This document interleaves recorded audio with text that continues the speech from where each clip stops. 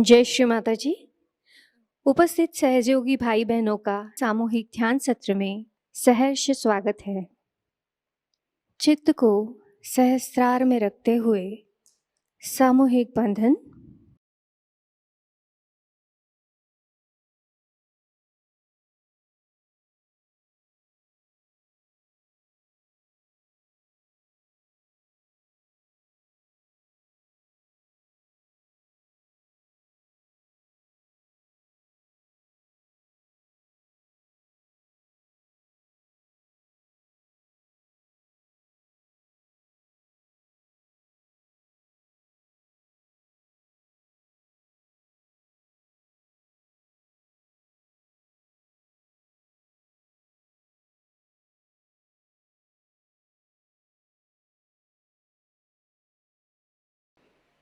तीन महामंत्र एवं श्री गणेश मंत्र।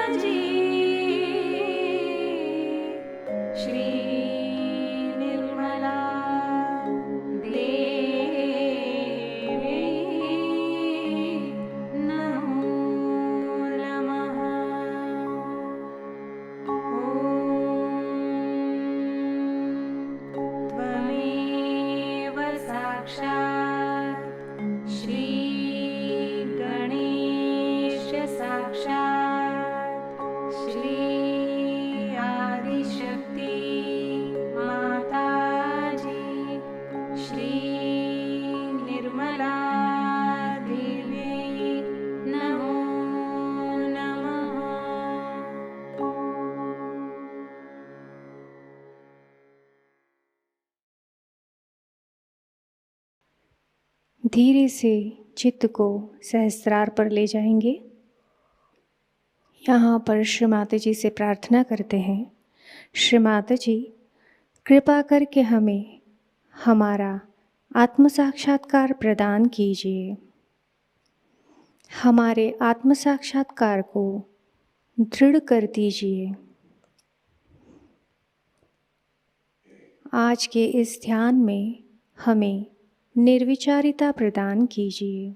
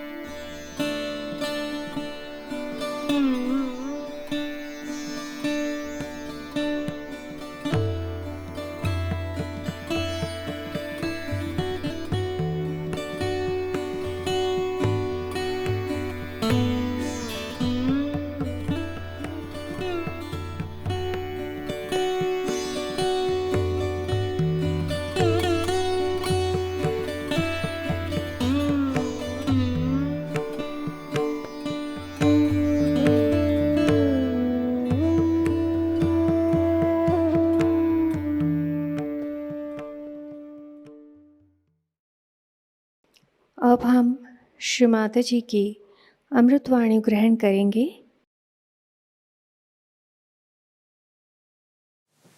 At a very crucial time, we are doing that. Because there are some antichrist who have become in charge of the Christian religion and are talking against the birth of Christ. They have no authority. They are not realized souls. They have no idea of the divine, nothing. And they are saying that it is all falsehood, that she was not a virgin, and that Christ was not born that way. Who told them? Did Gabriel come and told them what right they have got to talk these things? So because they are antichrist, now they have become in charge of Christianity. Even Pope is like that. So in Satyayoga they will be all exposed, have to be exposed. But some people who are here can write to this man to ask, what is your authority to say? Have you felt the all-pervading power of God's love? Have you any divinity in you to challenge Christ like that? There must be some incarnations of Paul, perhaps. They cannot understand divine. They don't know what divine can do.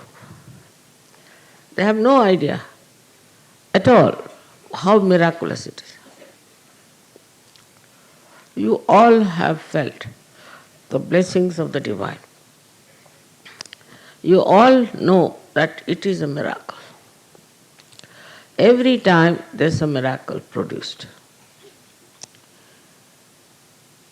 I will narrate one simple example. In the Navratri Puja, we had some photographs. And behind the photograph, some sort of a scene came, which I was wondering what is this supposed to be. The scene was that the Surya was moving a curtain. There were eyes for the Surya's mouth, nose, and he was smiling and moving a curtain like that. I said, what is this? What this is indicative in the Navratri Puja?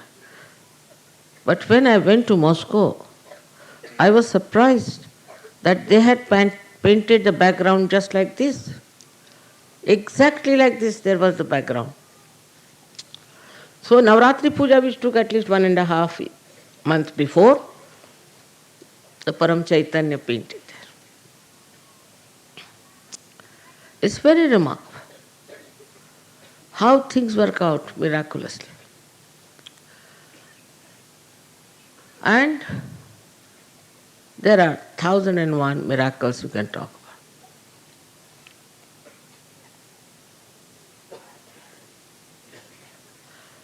When we were in the aeroplane going to Moscow, they said the temperature is -20. We got down, they said it is -50. Next morning, they said it is coming down very fast. It's touching about -12. And afternoon, they said it is -4. But next day, it was +10. I mean, as the time passes, it has to be cooler and cooler. This time my husband was going to Moscow. He says, very cold there now, -20. He sent word that, I said, don't worry, we'll put it right. He said when he arrived, it was only -2. So all these things show that all the elements are helping us. All the other problems, minor, big, anything gets solved in no time. You are sometimes amazed how things are done. So then they question, then why Christ had to be crucified? Why could you not save him from crucifixion? He was crucified because that was to be done in his case. That he had to pass through the Agya. He had to establish himself in Agya. And the cross, he had to pass through that. So the message of his life is never the cross, but the message is his resurrection. He resurrected, that was one of the things he did very great, so that now you can be resurrected also. In every incarnation in the evolution, every incarnation did something very, very unique. At the end of it, Christ did the resurrection part. And he did it because he had to die. Otherwise, how can you resurrect yourself? So there are lots of things which look mythical, which are not. Tomorrow they say that Christ never resurrected himself. And actually, he died later on in Kashmir. There's a proof of it. But still, the people don't want to believe. And they just wanted to spread Christianity. Because they know that if you have majority of people, then they can rule. The same trick now is tried by politicians. But this kind of a majority is not going to bring any solace or any benevolence for people. Christ's mother herself has been challenged by this man and has said all kinds of nonsense about her. On the contrary, Muhammad Sahib in Quran says, nobody should challenge the chastity of the Holy Mother, of Christ's mother. He has respected. While there is no respect shown to Mother Mary in the Bible, no respect. She is called a woman because of Paul, who was a horrible antichrist who came over, who took over Christianity, tried to spread Christianity, and with that, what he wanted to put his own importance. And he used Peter, who was the worst possible disciple of Christ, whom Christ has told that Satan will take you over. So now they are telling people that it's impossible, how can it be that Christ was born to a virgin?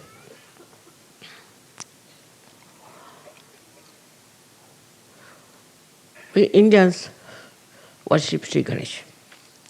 Sri Ganesh is the same as Christ. And we believe that the mother herself created the child as a virgin, as a Gauri. Not only believe, but it's our faith. While the faith in the West is all rationality. They go on thinking like that, and they go on producing yarn of falsehood. What was the need for newspapers to publish this nonsense of this Durham fellow? And then he was honored by the Archbishop of Canterbury, who is another Antichrist. He honored him, and just after that, that church where he was honored was completely burnt by Vishnu Maya. She was looming around it for 1 hour, and then she burnt it completely. Only the lower portion was left, because they were also very beautiful paintings, maybe. Now the stupid fools are saying that it is God's grace on us that they saved us from this Vishnu Maya, the lower portion. But why did it burn? So you have to understand that rationality can never make you understand divinity. Can never. It is so limited, so conditioned, full of ego. How can the rationality tell you what is the truth about Christ's life? But we have proved also, scientifically. So you must be knowing that I told them that if you see from right to the left, you see a swastika because of carbon, the way it is made. If you see the carbon atom, you see a swastika from left to right. We have made a big model out of it. And then you put it in another way, means you see it from left to the right, then you see Omkara, no doubt. And then you see from down below, you say Alpha and Omega. Christ has said it, that I am the Alpha and the Omega. At that time I didn't know if these symbols were there or not. Whatever it is, he did say, I am the Alpha and the Omega. Also it has another meaning, that I am the beginning, I am the end. But Alpha and Omega, the way he said it, you can see it clearly, symbolically, clearly, if you see it from down upward. So, the Omkara on one side, Swastika on another side, join together when they ascend and incarnate, they become Alpha and Omega. But all this doesn't go into the heads of these antichrists. They are all antichrist. And they cannot understand what divinity can do. You got your realization, your second birth. Just sitting here.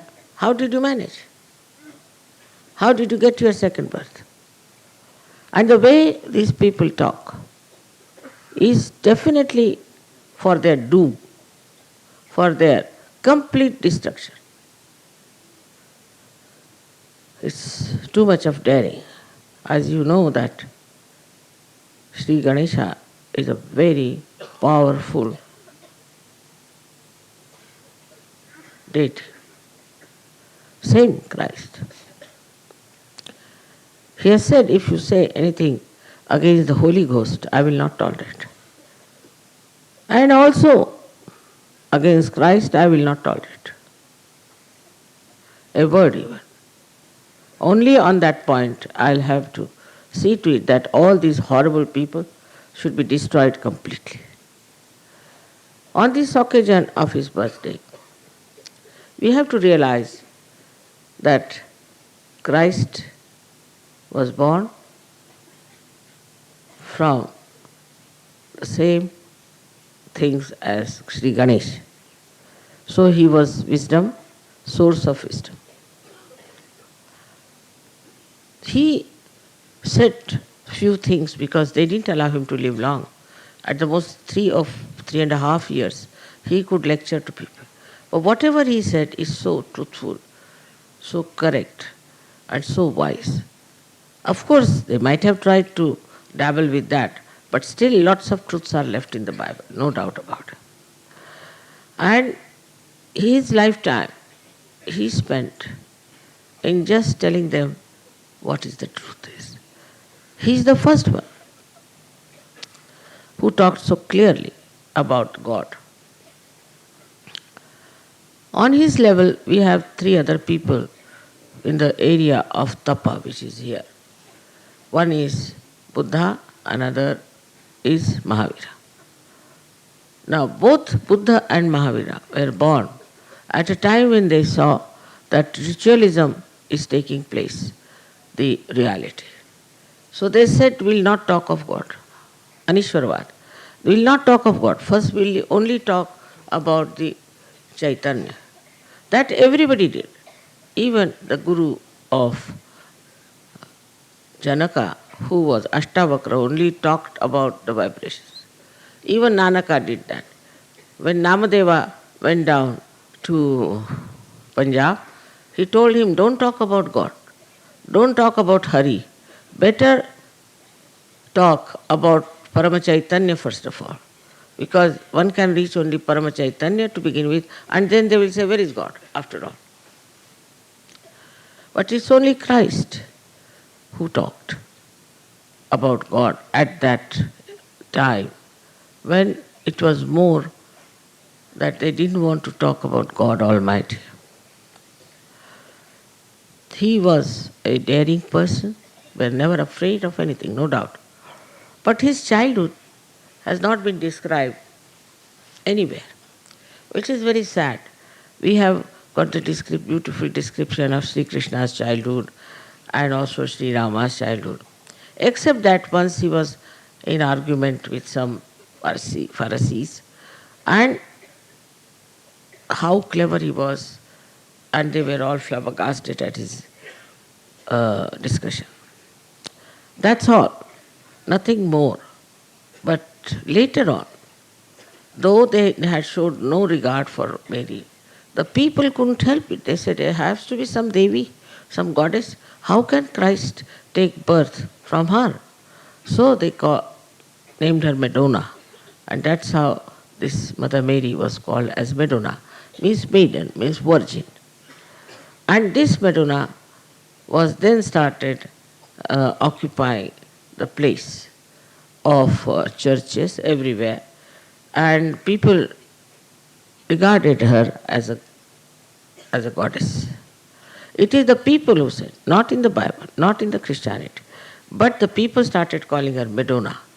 And from that Madonna level, that people started seeing the mother and the motherhood. She was Mahalakshmi, we know that very well. And we worship her as Mahalakshmi. She was Radha. Radha also had a son, and he was like an egg. And the half of the egg was Christ, and half of the egg was Sri Ganesh. But when this child was born, he started crying for his father. Father was Sri Krishna. It's in the, if you read Devi Mahatmya, it is there. So always he puts his hands like this towards his father. So one is, as you know, is Sri Krishna's finger, another is Vishnu's. And she was Radha. Ra means energy, Da means the one who has sustained the energy. And she is the one who called him Jesus. Actually, in the Hebrew, it is Yesu. And also in the, thank God I read Bible in Marathi, which was directly translated from Hebrew. Yesu is the name. Yesu is the name of the mother of Christ, mother of Sri Krishna. Yesu means, as we call her, Jesu or Yesu from Jasoda or Yashoda. From that she called him. And Christ word comes from Krishna. So she called him Christ and Yesu or Jesus. We too call Yashoda sometimes Jesu or Yesu. So she called him by that name. And that is how she put the link for us to understand how close he was to Sri Krishna. Sri Krishna came only, incarnated only in India, because he would have been too lenient a person to be incarnated in America. As it is, they have no limitations, they have no maryadas, they have no idea of dharma, they are very great adharmis. So, only a person like Christ, who is absolutely pure, wise, and does not believe in the Leela part of Sri Krishna. Sri Krishna said that this is all Leela to overcome the strictness of Sri Rama. But Christ did not say so. And despite that, all over, wherever Christianity is practiced, they think it's all Leela. Adharma is Leela. Whatever wrong we do is Leela, after all innocent. It's surprising. Their logic is so funny. I have never been able to understand their logic. All self-destructive, nonsensical logic they have. So, for us Indians, we should know that we have full idea of dharma. We know what is wrong and what is good. But more credit I would give to Christians who are from such countries where they have no idea of Kundalini, have come up so much and have become such great Sahaja Yogis. Now is the blessing of God. Because they were genuine, they were sincere, it is Christ who brought them to Sahaja Yoga. Without him, it would not have been possible. Here, Sri Ganesha is just a symbol sort of a thing. He resides in the stones. But there, he incarnated. And he told people what his dharma is, which they are supposed to follow, but they never follow. They never follow. They are extremely money-oriented people. It's very surprising what things they have done in the name of God. The most symbolic thing is his birth. He was born in a manger.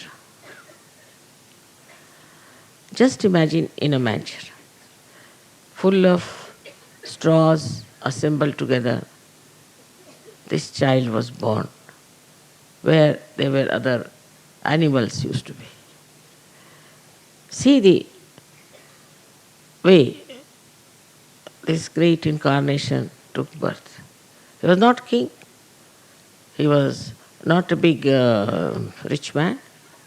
He was born as a very poor person and in a place which is something very much below the human standard. This message is that you don't need palaces, you don't need huge places to be born. You can be born anywhere if you are a pure spirit. If you are Christ, such a great personality was born like that. Now the other way now, people go.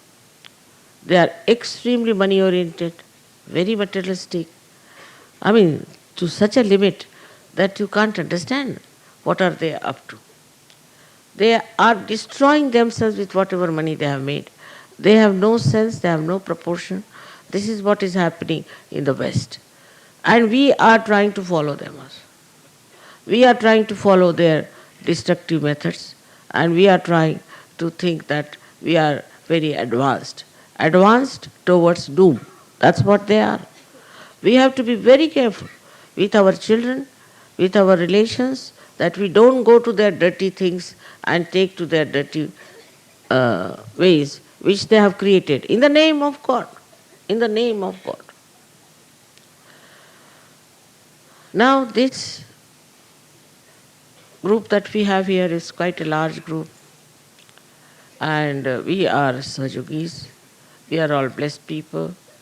We know what is divinity is, and we know what Christ is.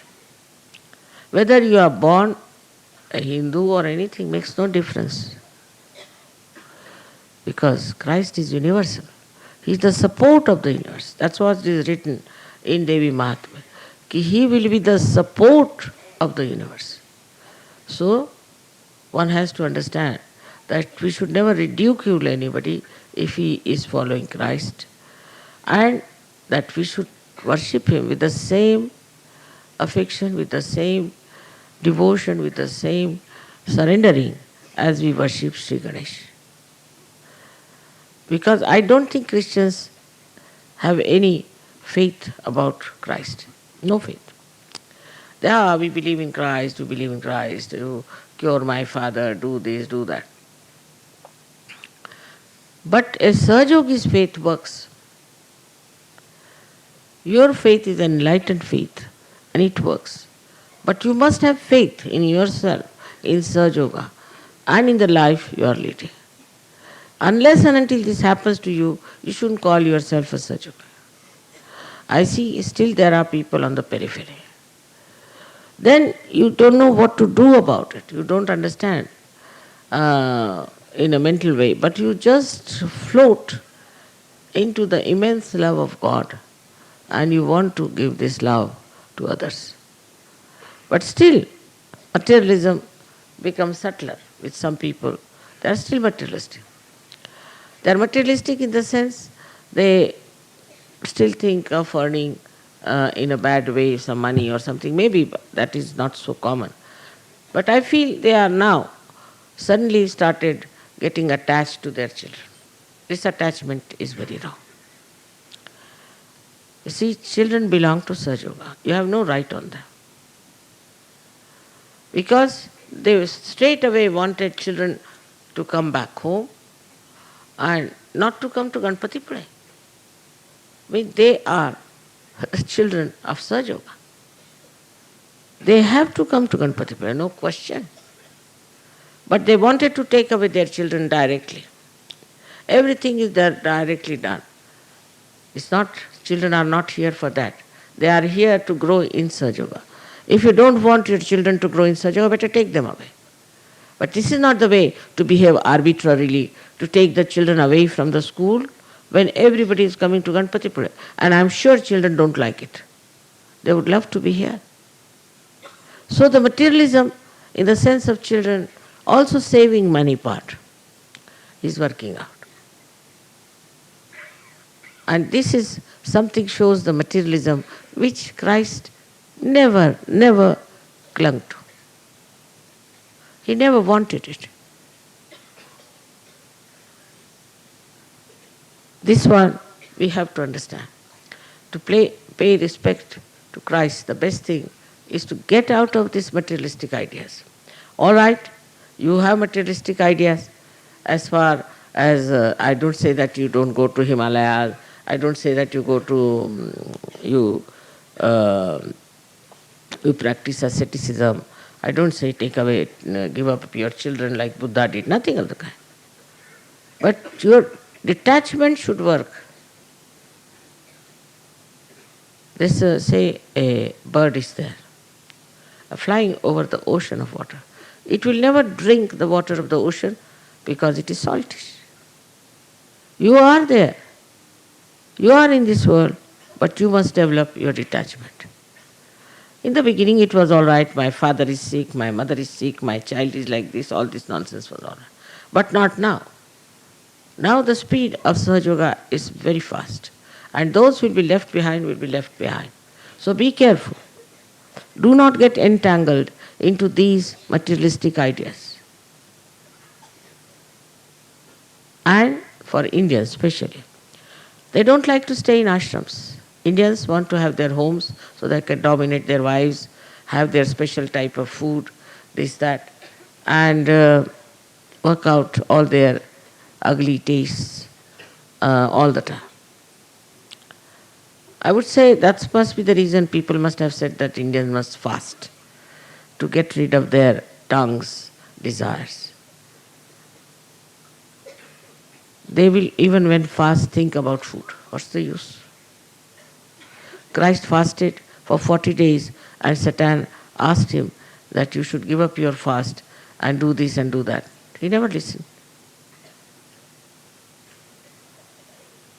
So materialism works out in two types.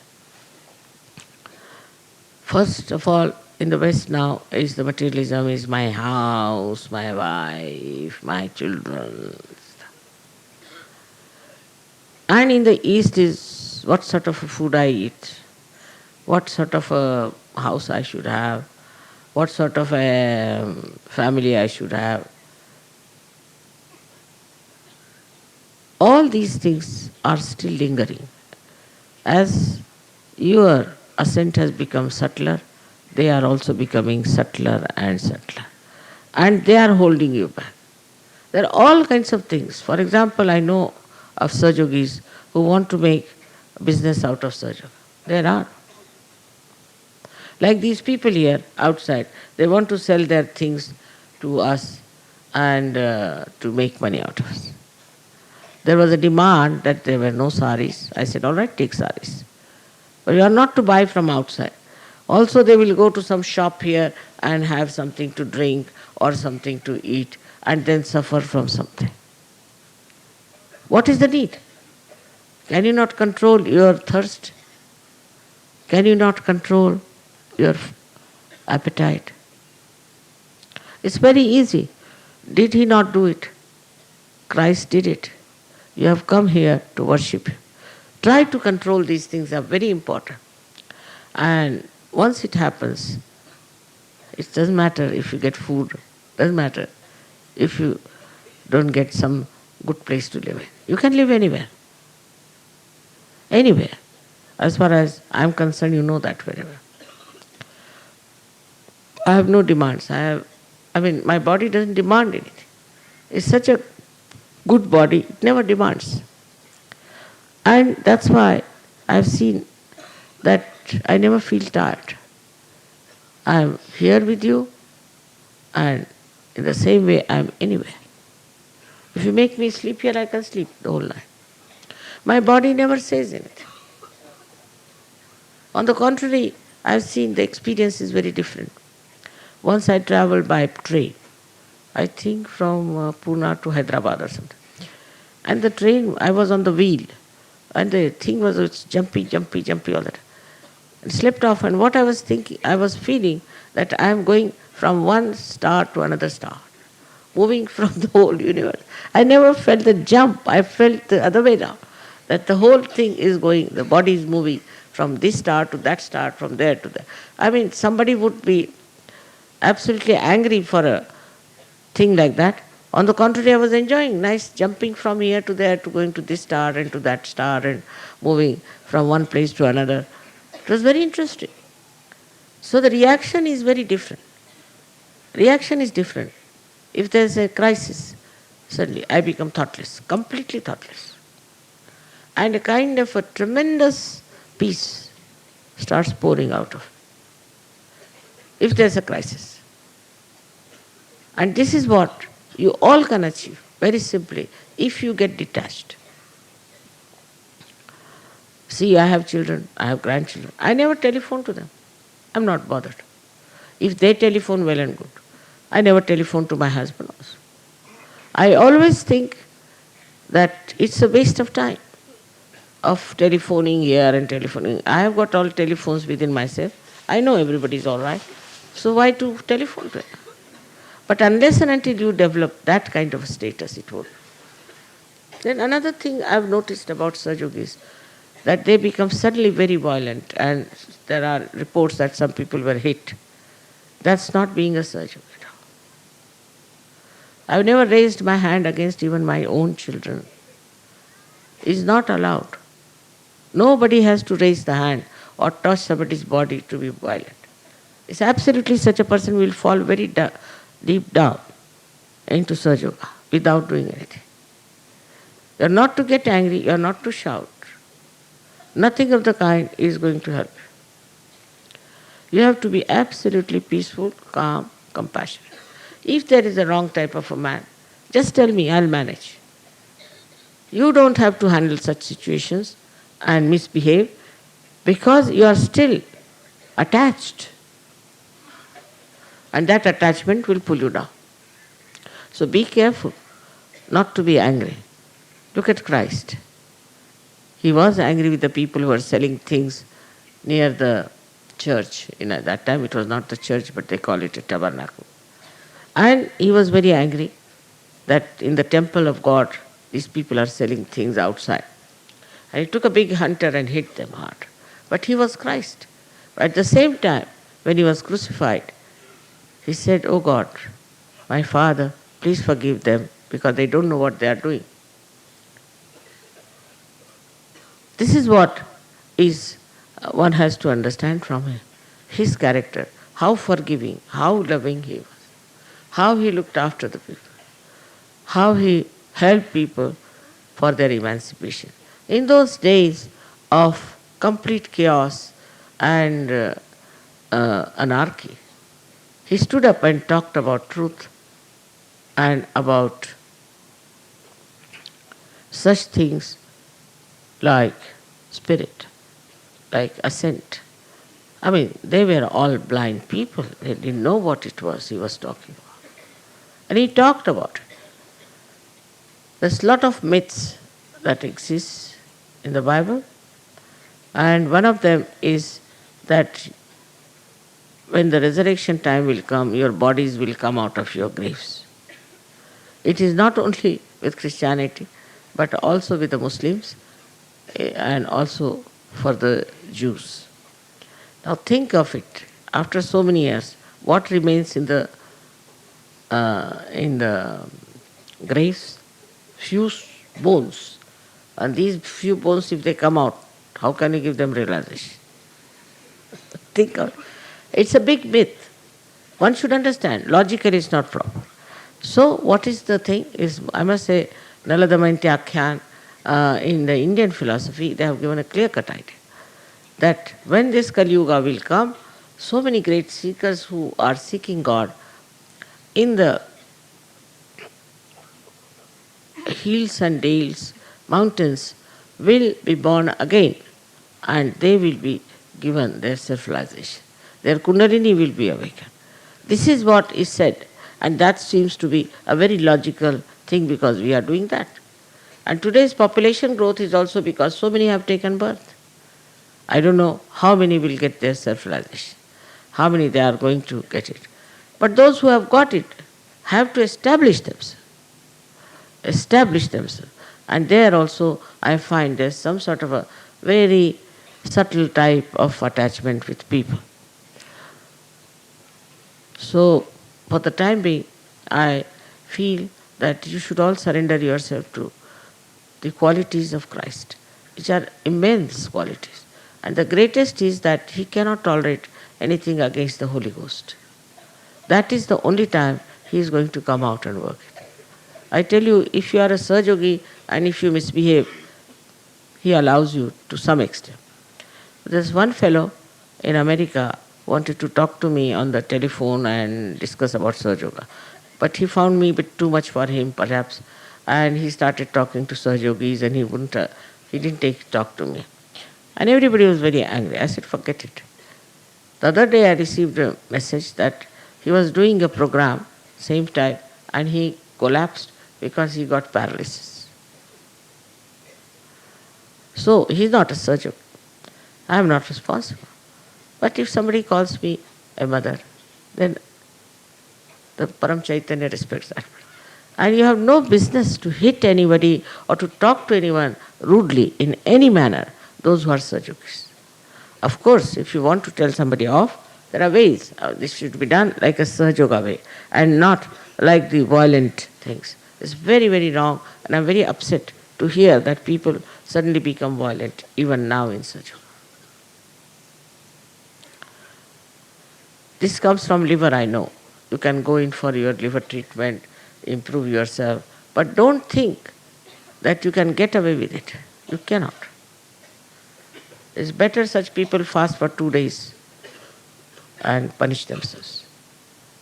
Temper is the worst thing, and Sri Krishna has told that temper is the worst, from where everything starts.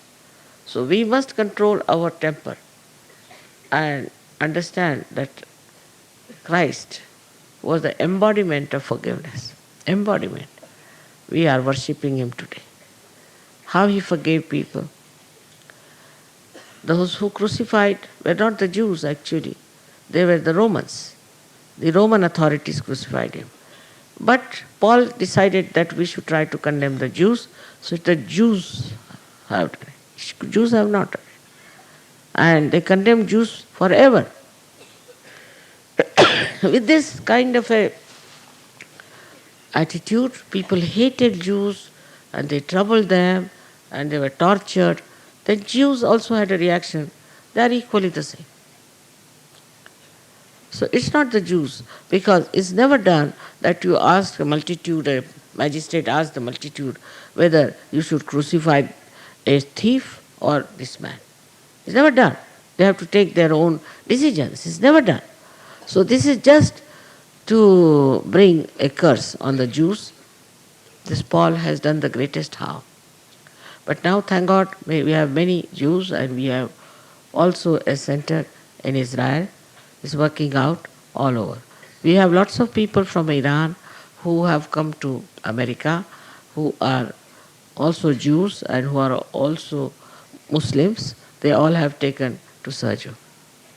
So it is something that's happening, and also the Sufi people from Turkey, I hear, are joining us, and also Sufi people from India will be able to get them. So thus it will work out, and it will work out for everybody's good. But first of all, we should understand how Christ was, and how his life was, and how he loved the world. He came on this earth to be crucified. He knew he was to be crucified, and he did it. The way they have given his picture is not correct. He was a very healthy, hefty, tall person. He had to carry that cross. Those people who paint him like a TB patient should know that if they have to carry the cross, can they do it?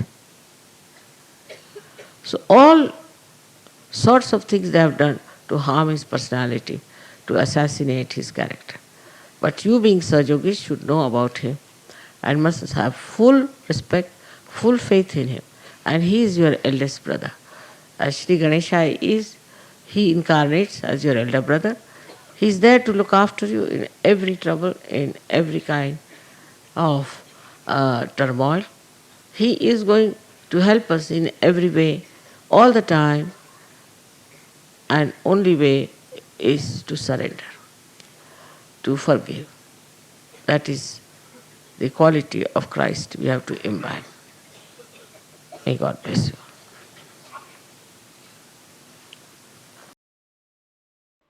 थोड़ी देर हम निःशब्द ध्यान की इसी अवस्था में बैठेंगे।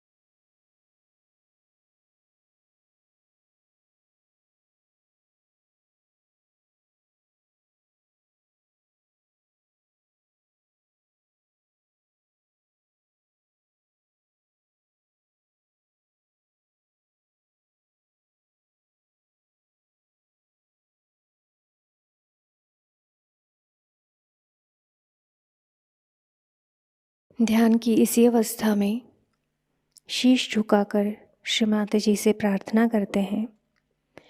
परम पूज्य श्री माता जी, आज का सामूहिक ध्यान हम आपके श्री चरणों में समर्पित करते हैं। आज के ध्यान में आपने हमें निरानंद प्रदान कर हमें चैतन्य से आशीर्वादित किया, इसलिए हम आपके हृदय से ऋणी हैं। श्री माता जी, संपूर्ण विश्व में विश्व निर्मल धर्म प्रस्थापित करने हेतु कृपा कर हमें सहज योग प्रचार प्रसार का शुद्ध एवं प्रभावी माध्यम बनाइए। श्री माता जी, हमारी सभी प्रार्थनाओं का स्वीकार कर हमें आशीर्वादित करने की कृपा कीजिए। परम पूज्य श्री माता जी, हम सभी के कोटि कोटि प्रणाम स्वीकार कीजिए। जय श्री माता जी। सामूहिक बंधन।